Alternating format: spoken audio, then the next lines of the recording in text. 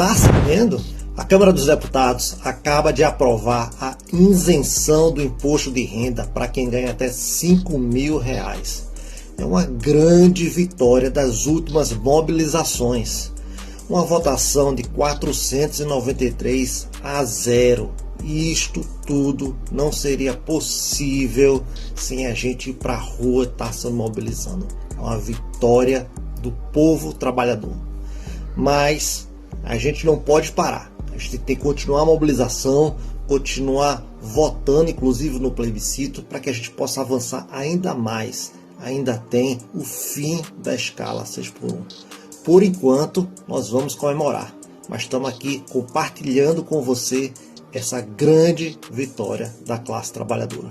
O Congresso continua a ser inimigo do povo. Eles não aprovaram porque são bonzinhos, mas sim porque tiveram medo do povo na rua.